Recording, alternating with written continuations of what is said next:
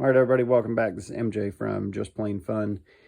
And I've had a few people over the last couple of months that have asked about my process or asked about for my input on restoring hand planes. And so I thought I would go ahead and do kind of a small series here. Hopefully keep these relatively short and just talk about the process, talk about hand plane restoration, talk about cleaning them up a little bit. And really what I'm going to do is I'm just going to kind of bring together a lot of the different things that I've read and a lot of the different discussions that have come up, and then just kind of share my overall philosophy based on that. And so with that in mind, I would say there is no single way to clean up or restore a hand plane or make it usable. There's not a single way to do it. As a general rule, if you're looking for, kind of what most people seem to agree on is less is more. You want to do the least intrusive, least abrasive method that you can get away with in order to stop the rust, because that's really what it boils down to, is you want to arrest or stop the rust and keep it from, doing further damage and corroding the plane further. But having said that, you have to consider, at least in my opinion, you have to consider what are you starting with and where do you want to end up? Those are the questions that you want to ask before you set about fixing or repairing or preserving, etc., your hand plane. So the whole point of doing this is on YouTube is so that I can show you examples, right? So this plane right here came to me in this condition right here, and could this plane make a user? Yes, absolutely. Even with that deep, gnarly pitting right there, this plane could still absolutely be a user. I mean, at least the mouth does not appear to be cracked. Actually, that might be a little tiny crack right there now that I'm looking at it. But this plane right here, because of the amount of rust that's on it and because of the amount of pitting, this plane, if you were going to take this on to try to bring this one back, I would say anything goes. You can pretty much do whatever you want with this plane because you are not going to hurt this particular plane. If you want to soak it in evaporust, do it. The only thing I would say don't do is don't soak it in vinegar. This plane right here, as you can see, has mostly surface rust. And so this kind of stuff you would probably want to take off with like a Scotch-Brite pad, like a green scrubby or gray scrubby, or even some 4/0 steel wool like this. You got to make sure that you get the fine stuff, which is your 4 zeros or 4/0 on that. Incidentally, I talked about where you start and where do you want to end up. This right here is kind of one of my preferred looks right here. To me, that's not overdone. I didn't soak this plane in evaporust. I didn't hit it with some crazy abrasives, but that's kind of more or less the look that I'm going for. This is one of my user planes that touches just about every project. Along those same lines, this is also one of my user planes that I haven't really finished restoring yet or cleaning up yet. It's kind of one that I've just been kind of working on slowly, but you can see same idea there as far as not overdoing it, not taking away the almighty patina that you hear folks talk about or read people talking about. This plane right here is one that I found at an estate sale nearby, and I have really done almost nothing with this plane in terms of cleanup. This is just a natural patina and what some people refer to or consider black oxide, to the extent that that can occur naturally. And it's in the similar family with iron oxide or red oxide, but obviously it's not as corrosive. It just kind of forms a protective coating over the metal, and I'll talk more about that here in a little bit as far as using abrasives goes. But I show all these different examples really to kind of exemplify the point of know where you're starting from. Are you starting with a plane that looks like this, or are you starting with one that looks like this? And then know where you want to end up. So if you're trying to spit and polish one and make the metal really shine and get it polished up completely, then it's not going to hurt anything, you know, something like that. It's not going to hurt anything to start with Evaporust. Now, I know I'll be crucified in some circles for that, but again, consider where you're starting from and where you want to end up. Would I soak a type 11 body or any part of a type 11 in Evaporust that I thought, you know, was going to clean up really nice? No, I would not. But would I soak this plane in Evaporust? Absolutely, if I was trying to save this one. So again, there's no one single way to do this. And it really helps to kind of experiment too and figure out what you want your plane to look like. Keeping in mind that, you know, we're temporary custodians of these planes, and Lord willing, we'll pass on one day and our planes will survive beyond us, and they'll be in another owner's hand and another owner after that, etc., etc. Hopefully it'll be one of our, you know, one of our kinfolk. But I reckon y'all didn't really come here to listen to me philosophize, or at least not too much. Y'all want to see some action. And so you hear people talking about using a razor. This is not the ideal razor, but I couldn't find my straight push razor, and so I'm using this one just for demonstration purposes, because it'll at least show you, generally speaking. You want to start with a really, really sharp razor. You really want to start with a fresh one. You don't want to have any crack, you know, divots, cracks, dents, whatever you want to call it, in the razor blade, because then that's going to end up scratching your surface of the metal in a way that you don't want it to. But you can see, and I'm sure most of you all, maybe even all of you, have seen this technique used before, but this is really the ideal technique for removing that initial layer of rust, because you're taking the rust off, but you're not removing the patina. You can see, or at least I can tell just based on my experience, that there's probably some more pitting on this, just based on what that rust looks like. But still going to give it a shot with the razor and just go ahead and, you know, scrape that off. So I won't get on going too long on that, but I do highly recommend that you wear a mask for this particular task. Anytime that you're messing with cast iron like this, it's a good idea to wear a mask, because you don't want to be breathing this stuff in. And just as an aside to this, I'm going to be focused almost exclusively on the plane bodies for this particular video. We'll kind of go through and do the different parts. And so let me go ahead and talk about another part here, and another part of cleaning the body, which is how to get this grime and garbage out of here. This is a plane that I just got recently, and I've already kind of touched up the outside of it, and then I haven't really done anything with the inside yet. So what I like to do is just take any old container that your plane will fit in, or almost fit in, and use some good old-fashioned simple green. This is really what you want to start with, because remember, we're doing the least intrusive methods first to see, you know, just how far we need to go in order to get the look that we're going for. So I did that off camera just because I don't want to spray simple green on my other planes here. But you can see it's really not going to hurt anything. You can kind of put as much on there as you want. It's not going to hurt anything. There are plenty of people, and you'll see other videos on YouTube where folks are washing their hand plane in like a utility sink, like in the garage or whatever. I don't have one of those out here in my shop, and so I don't typically use that particular technique, but it is definitely effective and it can work.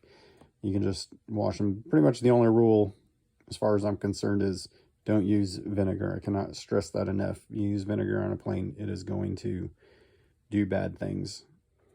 And speaking of vinegar, there's plenty of people out there who are haters of Evaporust, and you'll hear people claim that Evaporust will cause pitting on a plane.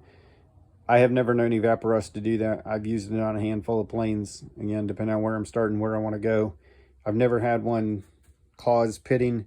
I've had to expose pitting that was already there, but vinegar, on the other hand, vinegar will absolutely cause pitting if you don't use it properly, and it's really just best to not mess with it. But you can see right here, what I highly suspect happened was, long before I got this plane, somebody soaked this in what I suspect is vinegar, and you can see that they didn't have it completely submerged in the vinegar. And so you can see where the vinegar started to eat away at the metal down here. So this is just one of many examples, and you can find a lot on the web for why you should not use vinegar. So a little example there. You do want to go ahead and make sure that you completely submerge whatever part you're using the evaporust on, because it can leave lines. It's not going to cause that pitting like that, but it can leave lines that you don't want. But incidentally, you know, I didn't give up on this plane. This is my scrub plane right here. And this thing sees a lot of use. It's the ugliest plane I own, but by golly, it's a hard worker. So just to reiterate, the general rule, remember, less is more. You want to do the least intrusive. And you don't want to do anything that can't be undone. That's another thing that you'll hear out and about. That's another thing you'll read on the internet. And know what you're messing with. You know the type of plane that you're messing with. So, for example, this is a relatively uncommon Victor Bailey number 10. And so I would not do, really anything. Like, I would never polish up that metal. I would never do much of anything to this plane other than keep a coat of wax on it. You can see where prior to me getting it, someone had, allowed some corrosion to form here. So my responsibility as the custodian of this tool is just to make sure that that rust does not continue to eat away at that metal. So I keep a coat of wax on it, and I try to keep this rust at bay. And it looks like I'm kind of failing my mission a little bit right there. But that's the intent. That's my responsibility as long as I own this tool. You can see where somebody kind of got scrape happy with it right there, or at least that's what it looks like. But again, know what you're messing with, because if you got something that's relatively uncommon, then you're not going to want to do anything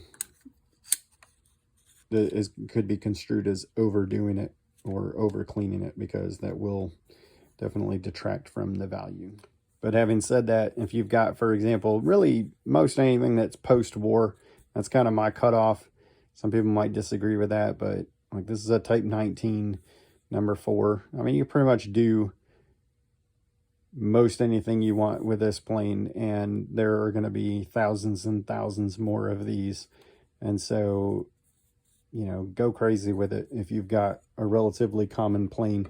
If you want to restore it, and for that matter, if you've got a Type 11 and you want to bring it all the way back to what you think it looked like when it was new, go for it, because there's thousands more of those too. So like this Type 11 number 3 right here, which is for sale, by the way.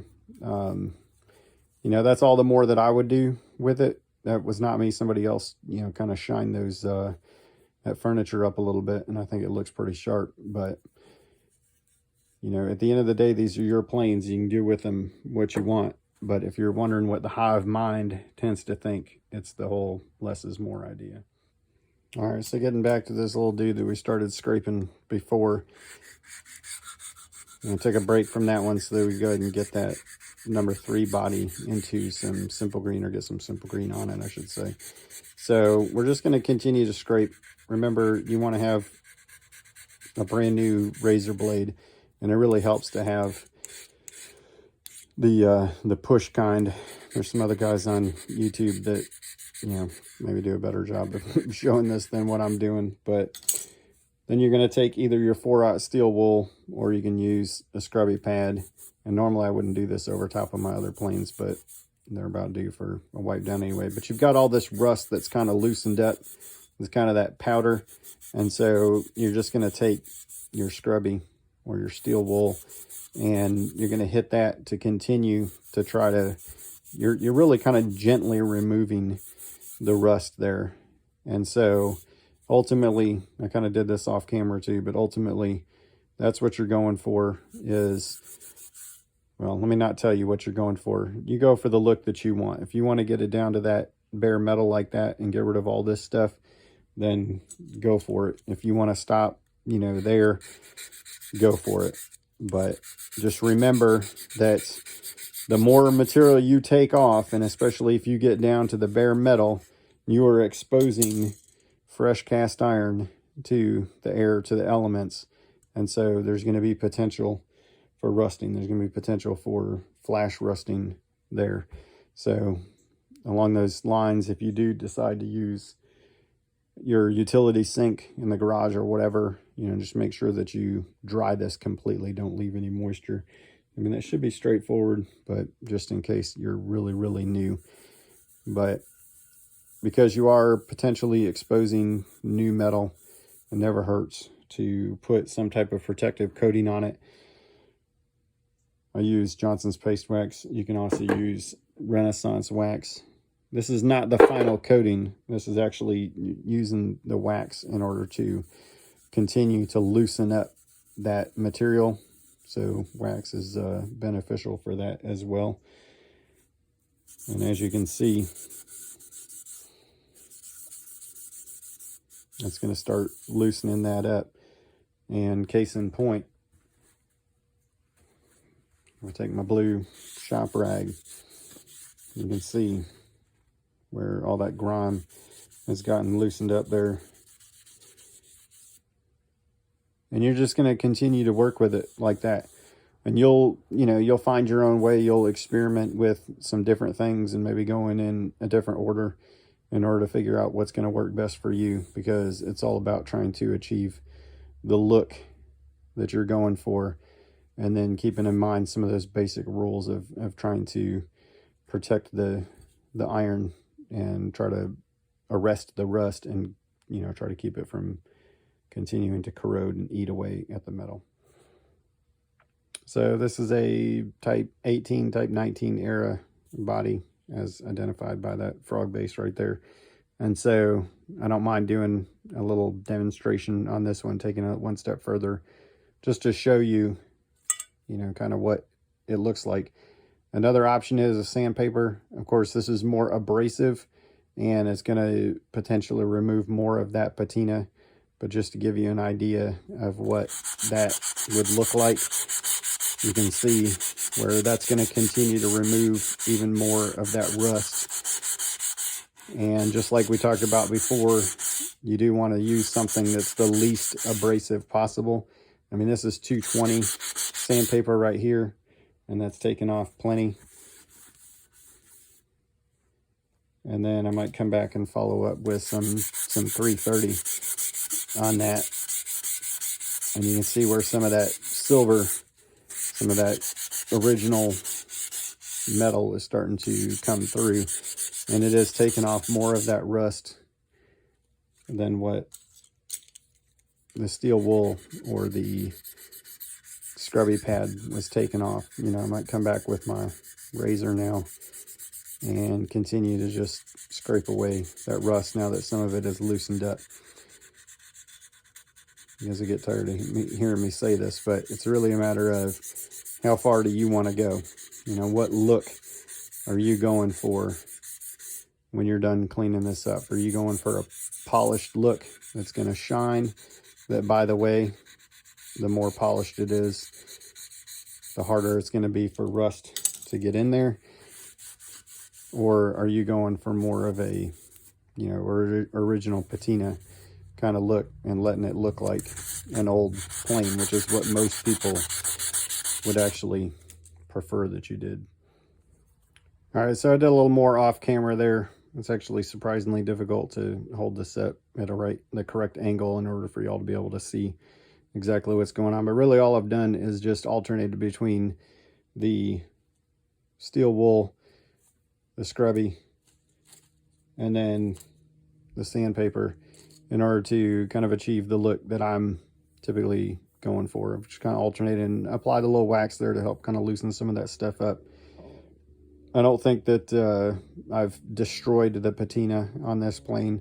I don't think that's going to get me thrown out of any MWTCA meetings for having it end up looking like that. But at the end of that, I am going to go ahead and put a light coat of wax on there, let it dry, and then just kind of buff it out, because that's going to put a nice layer or protective layer on there and keep that rust from coming back, keep it from flash rusting.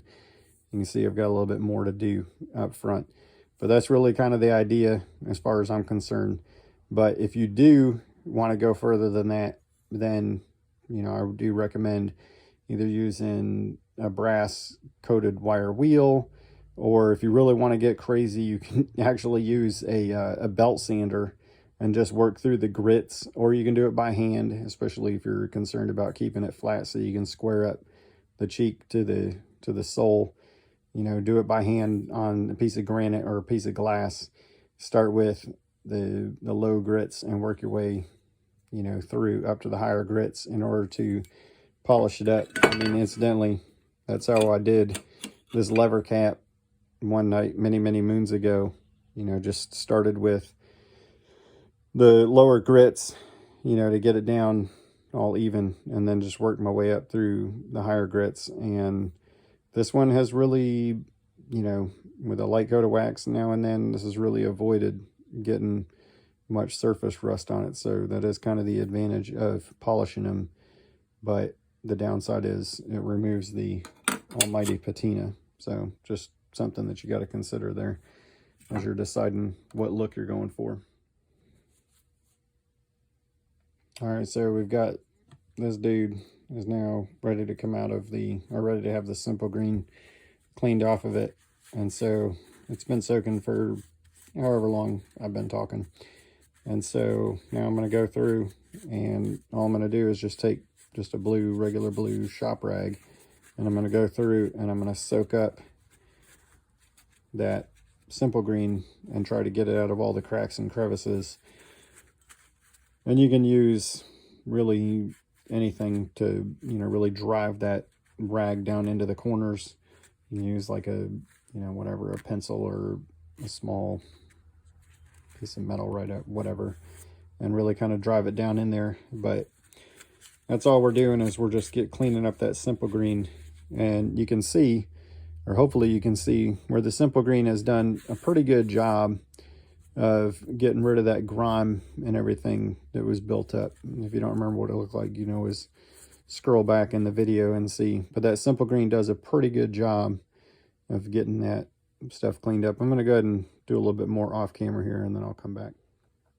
Another good technique to use to try to get into those cracks and crevices is you can use a toothbrush, because it'll do a pretty good job of getting in there and cleaning that grime up that you've loosened up now using your simple green. So, you know, pro tip, don't use the same toothbrush that you use to brush your teeth. Just a little recommendation there. And remember, I talked about kind of forcing that rag into the corners. You can also use your toothbrush to do that. And just like with water, it's going to be super important that you get all of that simple green, you know, removed from there as well. And then you're going to, of course, want to wipe it down from the outside as well. And it never hurts to put a little coat of wax on that before you head in, because you don't want to be sitting, you don't want that thing to sit out wherever you are with any kind of moisture on it. Oh well, so much for keeping this short. But if you're still with me here, you can use your razor blade just like you did before, and you can kind of scrape some of that stuff up, because you're going for just a flat metal surface there. You can see where I got a little scrape happy there. And then this is some kind of, I don't know if that's paint or bubble gum or what, but there's some kind of something there. And you can try to, you know, lightly get up underneath that and scrape it in order to try to break that stuff free. Or you can leave it on there and say that, hey, that's part of the plane's history. Also an option. And then another option is, if you've got a Dremel, you can use that, or if you've got a drill, you can get you one of these little attachments for it, which is probably also a Dremel attachment. And it's probably pretty loud, huh? So let me go ahead and do that off camera. I gave you the quick idea of what that looks like. Of course, you want to be super careful and make sure that you don't mess up your Japanning around that, but you can see where I just took the drill and kind of clean that up. It's not a bad idea when you go to reassemble this to make sure you put either some wax or like some 3-in-1 oil or something anywhere that the metal is going to touch metal, because that's just going to be a hotbed for more corrosion. And then you do the same thing down here, or you can do the same thing down here, which I've already cleaned that one up, but I would use the same technique to clean that one up. I would not use an abrasive on this stuff right here. I would probably try to figure out a way, or will try to figure out a way to gently remove that if I decide that it needs to go. But you see where we're kind of getting there. And then what I would do once I have all this cleaned up, which I'm not going to show because the video is already too long, is I would actually put in some either Renaissance wax or paste wax in there once this is completely dry. And then I would just let it soak, or excuse me, let it set up, let it dry there, and then I would just buff it with a soft cloth.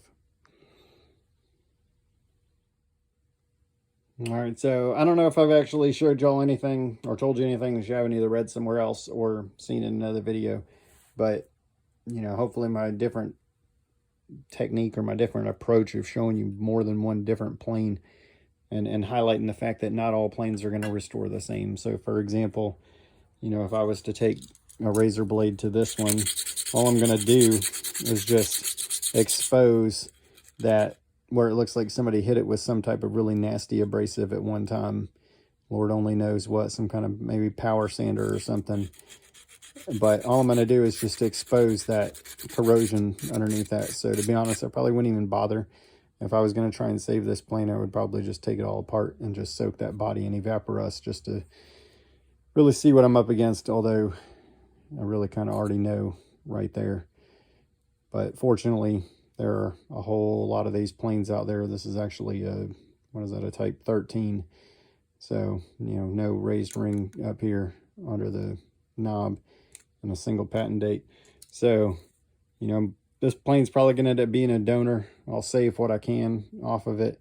Obviously the wrong lever cap for Type 13, but I can't stress it enough. You got to see where you're starting from and figure out where you want to end up. And that's really going to determine the process that you use.